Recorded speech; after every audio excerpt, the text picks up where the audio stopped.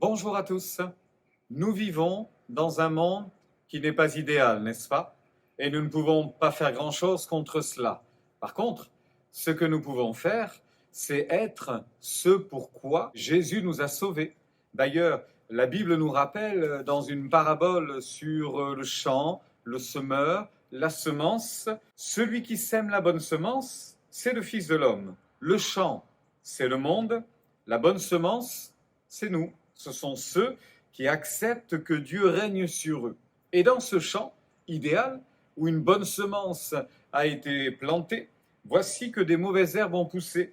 Et la mauvaise herbe représente ceux qui obéissent au diable. C'est un ennemi qui a fait cela, dira Jésus. C'est le diable qui, durant la nuit, dans ce champ avec une moisson idéale, il a semé de la mauvaise herbe de l'ivraie.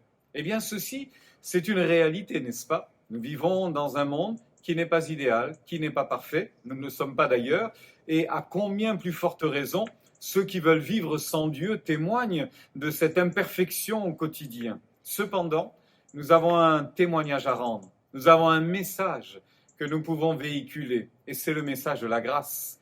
Je me souviens de cette parole de cet homme de Dieu dans la Bible qui dira « Du lever du soleil jusqu'à son coucher, bénissez l'Éternel ». Alors nous voulons le faire. Et aujourd'hui encore, et toute cette semaine durant, je vous encouragerai à bénir l'Éternel. Dans un monde qui n'est pas idéal, nous sommes une semence de vérité, une semence de justice. Nous sommes là et nous pouvons porter un fruit qui est bon, un fruit qui est riche, un fruit qui apporte une véritable nourriture.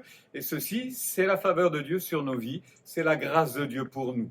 Alors, réjouissons-nous aujourd'hui encore de connaître un Dieu si bon. Réjouissons-nous aujourd'hui encore d'avoir de notre côté un Dieu si parfait, qui nous aime tellement. Et ce que nous sommes peut être un témoignage autour de nous, et nous savons que ceux qui nous entourent peuvent découvrir la grâce et l'amour de Dieu. Alors, ne nous lassons pas de faire le bien, ne nous lassons pas de rendre témoignage, plutôt que de constater que le monde dans lequel nous sommes n'est vraiment pas idéal et ne tourne vraiment pas rond. Réjouissons-nous au contraire de cette part que nous pouvons apporter au témoignage de l'Évangile. Jésus sauve encore aujourd'hui, il aime ceux qui se perdent pour les amener à la connaissance du salut, afin qu'ils ne se perdent plus mais soient sauvés, et nous sommes acteurs de ce plan extraordinaire. Alors réjouissons-nous et réjouissez-vous aujourd'hui encore de la bonté de Dieu à votre égard. Je vous souhaite une belle et une bonne journée bénie.